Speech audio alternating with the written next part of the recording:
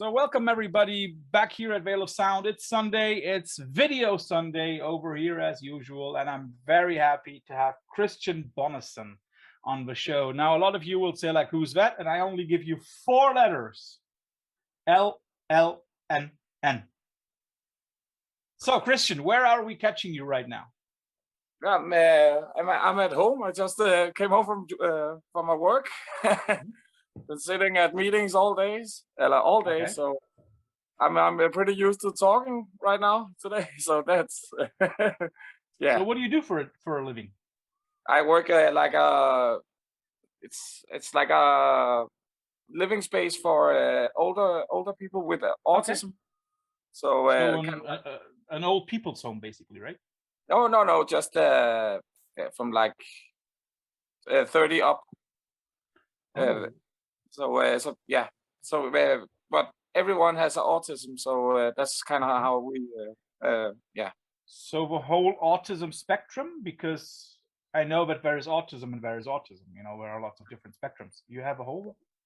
Yeah, it's like there's not two. There's the same, but Yeah, true. But we specialize in that kind of. To our purpose is like give them structures and stuff like that that makes them safe in their life, and yeah, you know. So Yeah, it's very interesting. I love it. Yeah. So that is what you do for your everyday life. How is the music going? Can we expect anything new from any of your bands this year? Right now, yeah, I guess not this year, right? No, not maybe I have something else coming, but LLNN we are pretty much focused on Unmaker right now. Okay. Writing that record also damn near killed us. so, but it's a great record. Yeah, we think so too. Thank you, and so I don't think we're ready to doing anything new right just yet. So yeah, I mean, you've also were pretty proficient in the last few years. I mean, like, if I'm correct, the band started in 2014, 2015, and since then you've had, I think, 3 full lengths, 2 splits. Yeah, that's pretty proficient. Yeah, it is. But that's it. The splits are actually the same songs on our sides. The split we did with Grim Van Doom and Vovoka is like it's the same songs besides one extra, I think. Yeah. So, yeah, but we've been busy. Yeah. Yeah, right. And if I saw that correctly, then you're getting married soon, right? I was just married actually in January. Oh, so your bachelor party was after? Yeah, exactly, because the Omicron came. Yeah. So the guys had to cancel it, and then they were like, "Okay, we'll get him in at another point." So yeah. and they did. Yeah, and I don't want to go into detail for everybody, but I saw Christian wearing a bright red baseball cap, and everybody who's been around for the last 20 years already knows where I'm going with this. So, Christian, how big of a fan of Limp Bizkit are you? It's I don't think you could get. I don't think you could be a bigger fan than me. I love that band. I don't know. It's just it's a stupid band and everything. But I think if you play aggressive music and kind of mosh kind of music, you would do well to pay attention for the build-ups and to the mosh parts and their breakdowns and stuff like that. I feel like there is something to that. I know. For example, if we take that Mission Impossible track, there is definitely something to it. Exactly. That song is almost the mosh part is the chorus and the verse and everything is like build-ups and as soon as they play it live, 300,000 people jump at the same time. And you kind of have to pay attention to that, I feel. There is some truth to that. I totally agree with you on that one. And at the same time, I mean, like, it's not even a guilty pleasure in a way, because we're not talking about Mariah Carey or something. No. And I think they're a good party band. Let's put it like that, right? Exactly. It's just if I need to get in a good mood,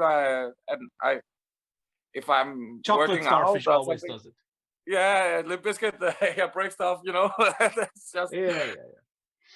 and So is that also one of those bands that got you into metal music, or did that interest already start before the Bizkit? yes and no. My cousin, he plays death metal, and he's always introduced me to a lot of stuff. But Korn and Limp Bizkit and kind of like that wave of new metal was like the first thing I took for myself, if you know what I mean. Kind Yeah. of gravitated. I remember I was watching MTV and Freak on a Leash came on, and he started doing that scat part. And I was like, "What the hell is this? I need to have that," you know. So, and then And also hardcore like into the build picture, you know. okay, so when we're talking about hardcore, which were the hardcore bands that you liked? Yeah, I mean, I'm pretty much from the school of Hydra Head. So like this sludgy kind of hardcore, right? Yeah, and also as chaotic as it can be, you know, Knut and yeah, the Botch and yeah, ISIS as well. You know, yeah, Hydra Head, Caven especially is like my favorite band ever. Okay. So kind of stuff like that is my heritage, if you could say. Were those bands also important for you as a musician? Like, I know that one of the first projects that I saw you in, or that I at least know that you were in, let's put it like that, was the Psych project. Yeah. Were those Hydra Hat things and also the other stuff, was that influential on the way that the Psych project evolved? Most definitely. Also, you could say like bands like Old Man Gloom and yeah, and you know the more chaotic stuff. The Psych project is way more chaotic than what I play in LLN right now. Even though there's kind of like there's things we have in common that the two bands have in common. But yeah, we're like kids from the 90s, right? So we grew up also like a lot of Christian hardcore, Sao, if you remember those guys. Yeah, of course. Yeah, Awesome. and you know, old Norma Jean, and you know, Chariot, kind of like probably. Yeah, the Chariot, yeah, dissonant hardcore, you know, and then also you know, stuff like Cursed and yeah, Old Neurosis and Cult of Luna, Old Cult of Luna, especially for me. Okay. So yeah, that's kind of like, you know, late 90s, early 2000s hardcore. Yeah, all that stuff that I witnessed in front of a stage. I've seen most of those bands that are now considered classics. Yeah. But Psych Project was your first real band, right? I'd say so. Yeah, I'd say so. Kind of like no, sorry. No, you go ahead. I mean, I joined the band when I was 21. They kind of found me playing stuff in the Danish, the Copenhagen hardcore scene, and I was asked to join the band, and I was very honored by that because I was a huge fan of their music before I joined the band, actually. So I joined back in I can't remember, 2008 or something like that. And when they already had been going for a few years, right? Yeah, they already had a couple of albums out. I joined on the third album called Dead Storm. That's the first one I made. So released on Life Force Records. From Holland, if I remember correctly, or no? Yeah, I think so. Yeah. Yeah. No, I think they're German. I think they're German. No, wait. Life Force is Germany, and Good Life Recordings is Holland. Yes, that's the way it is. Yes, of course. Oh, by the way, I also love Good Life Recordings when I was a kid. I think everybody loved Good Life Recordings. They were just awesome. Yeah, exactly. I also loved that other label from around there, Reflections Records. Also a great label. And I think I had some records from them. I can't remember what though. Razor Crusade and stuff like that. That was great stuff. Yeah. But you know, now you're in LLNN, and for the life of me, people have been asking me for like, do you know where the name comes from? And I said, I think I have a faint notion because I know I already asked you that like a long time ago. But for everybody who doesn't know, can you explain where the name LLNN comes from? Or do you it's just kind of want like to confuse everybody? we have like 19 different ways of telling this story because Yeah, now give us the real one. Yeah, sometimes we like you were all drunk. Yeah, no, not even this time. But usually we kind of put people on like these wild goose chases to like find out why where there's no like answer. But the thing is, we just wanted a name that was neutral actually, and didn't mean anything. And even though it's kind of hard to say, it's more like a logo than it is a name proper, if you know what I mean. That is true. That is true. It looks like a consciously assembled sequence of letters. That is true. So if I remember correctly, and if I understand you correctly, to end this question once and for all, there is no real meaning behind LLNN. No. Okay, but you definitely hit the spot there. Everybody is confused by the name.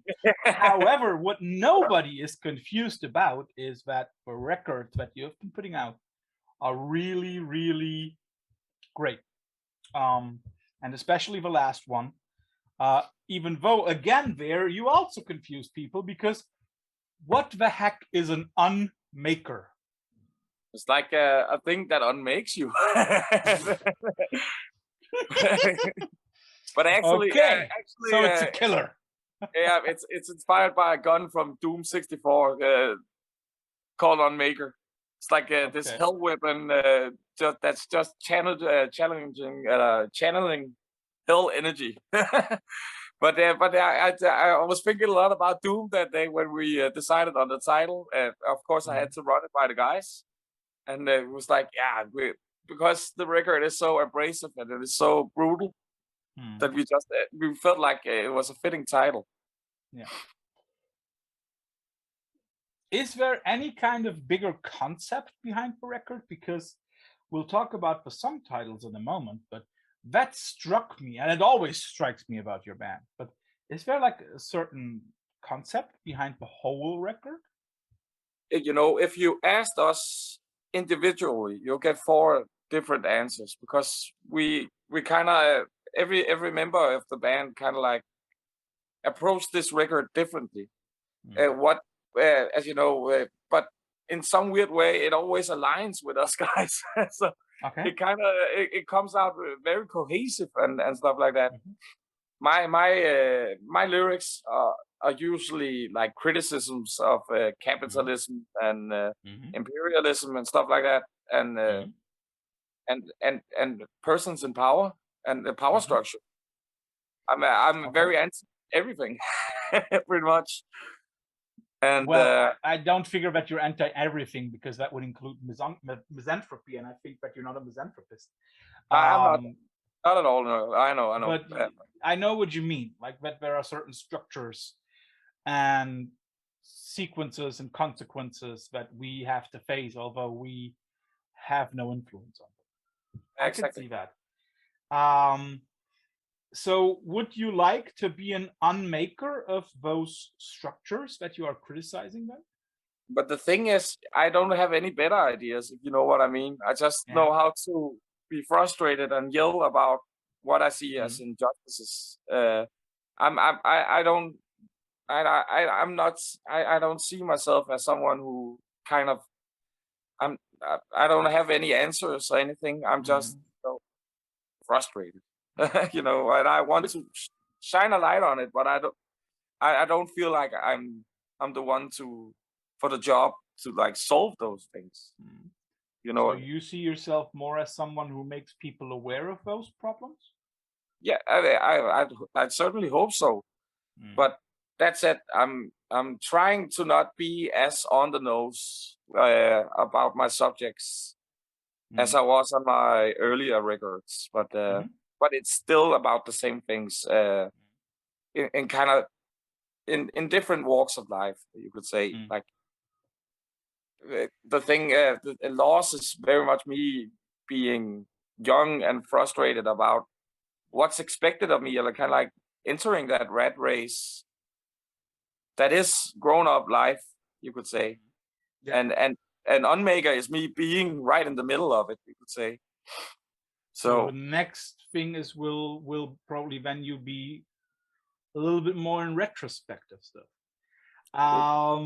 What strikes me about your records all the time is your ability to find new one single word titles that always somehow make sense. But question, I'm very sure that is a decision by you, right? To have always one letter words and very often like 3 syllables or so. That strikes me. Exactly. That's kind of like, yeah, that's something we do for aesthetic purposes, and also I try to find words that actually has something to do with what I'm singing about, and what that matches with the song. So it's actually very tough for us to kind of like settle on the right song titles. So you do that as a collective, not you as the one who writes the lyrics. No. We do that. Everything in this band is as a collective, and we are usually not. We usually not agree on everything, but we also. No one goes mad to bed. Everyone gets their thing, and we always, when we release something, everything is agreed upon. If you know what I mean. Do the others then also agree or reshape your lyrics, or is that the one thing where you can say, okay, that's what I would like to do? Yeah. I actually sent them to the guys, and I try to evolve them as much as they'd like. So if they have anything, it's usually never about anything I write. It's more like how I lay the vocals in the songs and stuff like that, that they have some opinions about. Usually right opinions, because you can sometimes like stare yourself blind on you make, right? So I know what you mean. Yeah. So those song titles that you choose, what strikes me, I mean, maybe I'm trying too much of a Sherlock Holmes here, but on Deads, most of the titles start with A, B, C, D. Yeah. I looked it up. It's 6 out of 8 songs. And now, all of a sudden, with Unmaker, we have half of the songs starting with a letter from the second half of the alphabet. And some of them even sounding a little bit brighter than most of the dark intonated words that you had before. Now you have words like cyan and obsidian, which are definitely a little brighter, I think, right? Is that also, again, a distinct decision from your side? Or from the band side? Yeah, in a weird way, because we noticed after we released that all the songs was something like A, B, C, D. So I was like, I have to use another part of the fucking alphabet this time. So, but it worked out that way. Sometimes it's kind of, you have to make like quick split decisions, and it's but we try to, when we do the quick split decisions, to like still be thoughtful, so it's not like well, it's just like that or something. Not decide on the go, but maybe on the stand, right?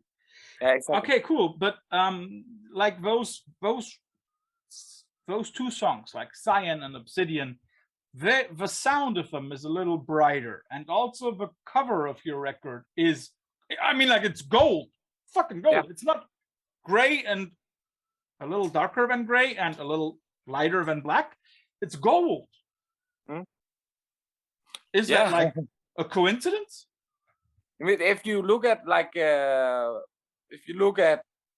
Loss and Deaths and Unmaker, like in series, right? It's like it gets brighter. Yeah, it gets brighter also, but there's like the brass and the gold is like a theme that continues throughout all the records. Yeah. Yeah. So we have like decided on especially Rasmus, our drummer. He's also the one who does our album covers. So shout out to Rasmus, great covers. Oh yeah, he'd be happy to hear that. He's so proud of it. So yeah, and I feel like he deserves to be proud of it. But that's actually like with my lyrics and stuff like that. That's a thing he takes on it for himself, and we come with some feedback and stuff like that. And he's really, especially right now, he's really into like shooting pictures like in macro. So what you see on the Unmaker record is like ice shot in macro with like chains and stuff like that. So and it turned out to like resemble like this weird figure. It does. True. So that's I think he strived to make it like a figure.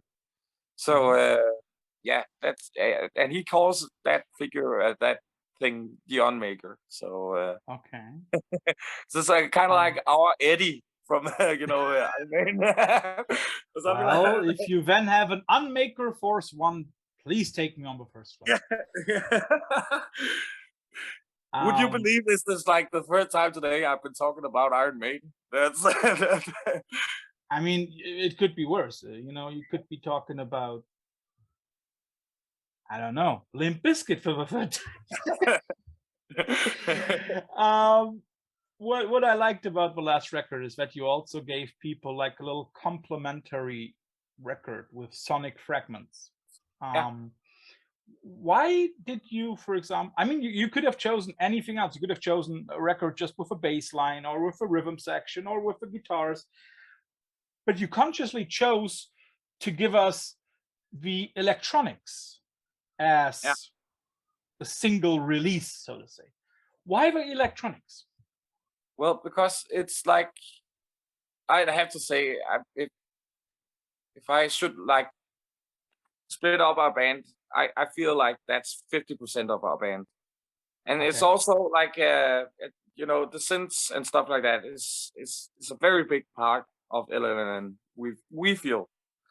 And also the guys, it's kind of like sort of ungrateful for them because they have to always like go through all the fucking bass and guitar and drums and stuff like that. So there's a lot of details that's there that in some weird way, I don't feel like they get lost, but there's a lot of things, you know, struggling to get your attention in a typical LLNN song.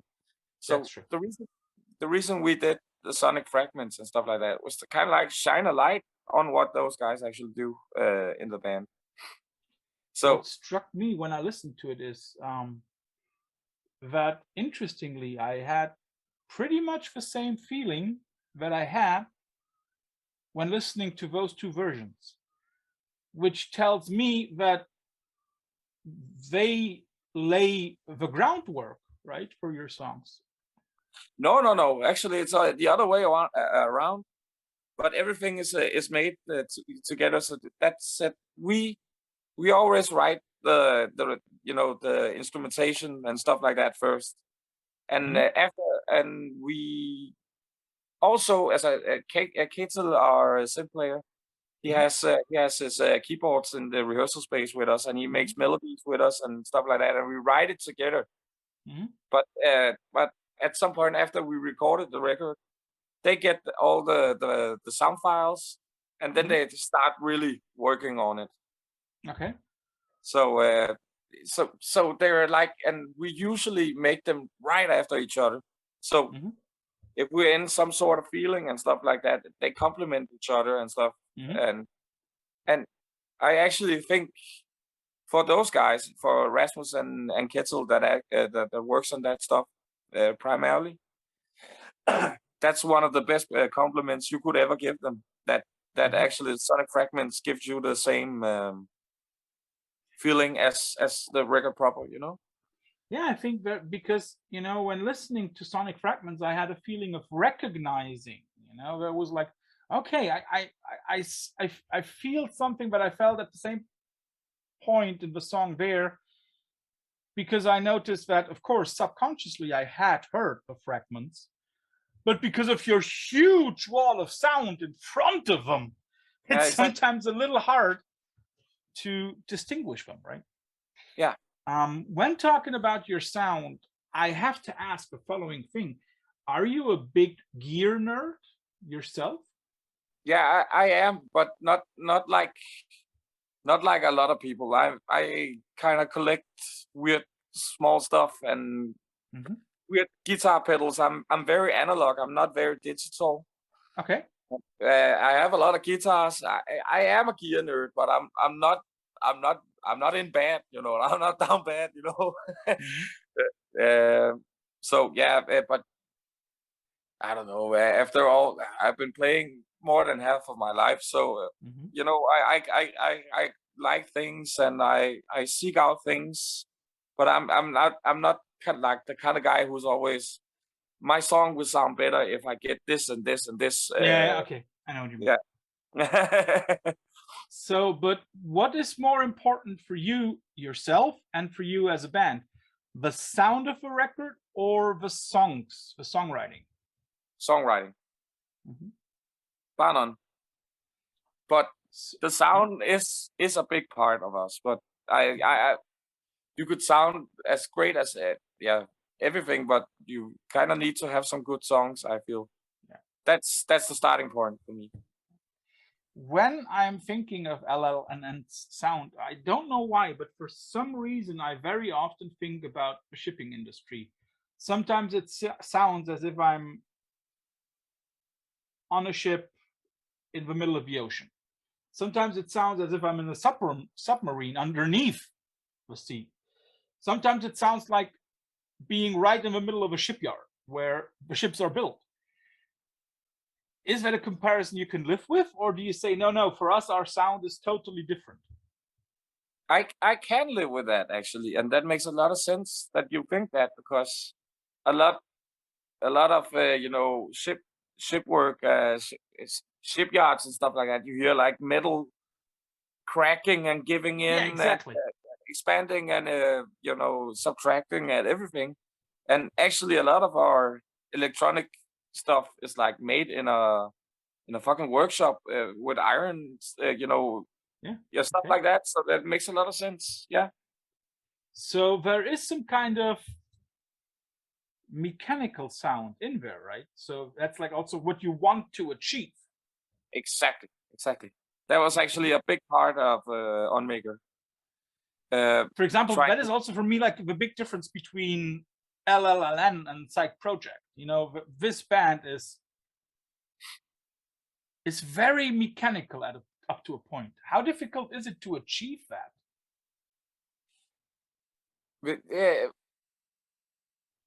Would you believe me if I said that we haven't actually thought a lot about that? It's just kind of how. Of course, I believe you. That's it. You know, Ketil and Rasmus, they were standing in their like dad's workshop doing all this. So there's some thought behind it, but how it like pairs with the music and stuff like that, it's kind of like everything with us is like a happy accident in a weird way, but though it's like still very thought out. I don't know how to like. I can imagine what you mean. You know, you think about something and all of a sudden, there it is. There it is. Yeah, exactly. I have a question. You know, I mean, like I know that there is a lot of hardcore in LLNN, definitely. And I still say that on one of the first, I don't know if it was the first or the second track of a record, I listened to it and I looked at my friend and I was like, it's just like Blue Collar from Sick of It All. 100%. I was like, it just sounds like Lou. And so my question is, I mean, like apart from all the hardcore, I mean, like there is more in your sound. Actually, excuse me, you're the second person that ever said that. Jacob, who records our records, he also says that I sometimes sound like Blue Collar. Yeah, on that track, definitely. I have to look it up. I think it's his first. It's either the first or the second track on Unmaker. I think it's the first one. I'm sorry. No problem. But apart from a hardcore influence, I mean, there is much more in there. But what is a bigger influence on you when you're writing and when you're recording and also when you're performing? What is more of an influence, crust punk or black metal? Grindcore. Or Pig Destroyer than anything else. Okay. Okay, cool. But most definitely, I would say more. If I have to choose between the two, I'd say crust punk. Actually, I would have thought so. Although, of course, there is a lot more than just crust punk and hardcore and grindcore. I have a question. I remember a few decades ago by now. My God, I'm so old. I saw an interview with Mogwai, and Mogwai were asked what is their aim in music. They said, "We want to be louder than Manowar." Question for you: what is your aim in music? How heavy do you want to get? More heavy than we already are, without it like losing definition. I think when we recorded Deads and we were touring with Deads and stuff like that, people were like, "Fuck, that's the most heavy shit" and stuff like that. And I was like, we were all thinking in the band, "Oh shit, we haven't even tried yet, being really, really heavy." To make you look forward to something. I think there is still one band that tops you. Yeah, Indian from Chicago. Yeah, I've seen Indian a bunch of times. I fucking love those guys as well. Yeah. And that would also be a comparison that I had for you. Like whenever somebody asks me, like, what do they sound like? I always say, like, think of industrial sounds and Indian when you're there. Yeah, and also kind of thing that people, for some weird reason, don't pick up on. The bomb string from Torch. Yeah. The really heavy songs from Torch is also a big thing for me. Yeah. Although we have to say that some of the Torch songs are also very nice and melodic. Yeah, exactly. They are actually my favorite of their songs. Yeah. A few other questions. I knew you were in Hexes, right? Are you still in Hexes? And if so, where is the band at? I'm not in Hexes. I actually only filled in at some point, but they just recorded a new record. I'm good friends with Philip, their singer. Him and we are from the same part of Denmark, and we used to go together to hardcore shows when we were kids. But I have to say, their new record is something to behold. I have listened to it, and it's really something. Yeah. So you've mentioned grindcore. Yeah. What's up with Piss Vortex? Piss Vortex is no more. Okay. But that's it. We are maybe. The other guys just asked me if we wanted to like do a reunion show, just one off here later this year, and I'm very psyched about that. Kind of to get some closure for the band. Okay. But I'm doing some grindcore with the drummer on the side as well, so that's the thing that's probably coming later this year. Will that also then be released on Pelagic, or will you do a self-release? A self-release. I don't think Robin he wants to do grindcore. Well, I don't know. He has surprised me. Having you and Implore on his roster, I mean, like. Yeah. Exactly. But how did that collaboration with Pelagic happen? Because it happened quite soon after the band started, right? So how did that happen? It's actually a very fun story. I think it was Paul, the drummer from the drummer. Yeah, he at some point. We also already had him on Veil of Sound. If anybody wants to check out that interview, like 6 weeks ago or so. He's such a nice guy, and he's also like one of the bosses for Pelagic. Yeah. But I think he at some point became aware of us, and he told Robin to check us out. So Robin, he went and saw us like in Köpi in Berlin, like in this dank cellar. Where and we played there, and he got one of our tapes. He got Mark's, our first tape, and he had it in his car, and his CD player would die, so he only had that fucking tape. So he was listening to that tape, and then he chose to sign us pretty soon after that, and it's been a fucking great relationship since then. They're really our friends, and we love those guys, really, truly. So apart from the Ocean and of course LLNN, what are your other like bands on Pelagic that you really like? Shiloh, I fucking love that band. I really think another band that we had here. Yes, well. But great guys. If I have to like pick one out, I'd say that those guys. Yeah. Cool. You've already often hinted at the Danish music scene, and the Danish music scene, I must say, it's huge compared to the size of the country. I mean, like, we have you in LLN, we have Mole, we have Ice, Hexes, Offsky, many bands. Do you have an explanation why there are so many awesome bands from Denmark? That's actually a great question. I don't really know, because it's like there's not a lot of people playing music in general in Denmark. It's like kind of like, I guess there's more now, but a lot of those bands that you just like listed up, they're old guys like me as well. You know, we've been around the block for some time, some of us, and have been playing around in other constellations and stuff like that. So I don't know. I just think like the talent pool right now is really good, and it's something we are very proud of here in Denmark. You should be. And it seems like that people are like starting to notice right now. Definitely. But I don't know if because a lot of the bands put out amazing albums. I mean, like we had Unmaker, we had the last one from Mole, the last one by Offsky. It was like awesome. So a lot of the bands are really good right now. Yeah, I think that we keep each other sharp in some weird way.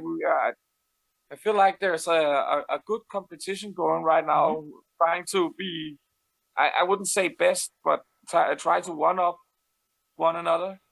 In a cool way, and it's like every one of those bands are like my friends and stuff like that. There's not a lot of beef, and it's just a lot of a big talent pool right now. So give us 3 more bands that we should check out, and John Connor doesn't count. I'd say Livesick. And just like HM2, like really beat down hardcore, but they're great. And Taylor's, TELOS. Yeah, like TELOS. Isn't Victor in that band? Yeah, Victor is in that band. I recorded vocals for one of their new songs. Cool. And it's fucking awesome. I can't wait to hear that. For everybody else, we're talking about Victor Kaas, who is the singer in Ice. Also a great Danish band to check out. So third band that you should give us. I'd say Hierarchy. Hierarchy. It's like they're also a great friend of ours. It's like a noisy, if you like, what are they called? The Armed and stuff like that. Okay. And maybe all the old school 3-1G, you know, the Locust, everything, Justin Pearson, stuff like that. You'll be really into that, I think. Cool. You have done 2 splits. We've already talked about that. Like one with Grim Van Doom from Germany, and one with Vovoka from, I think, California. I'm not sure. Definitely American, right? Yeah. How did these 2 splits happen? You know, who approached whom?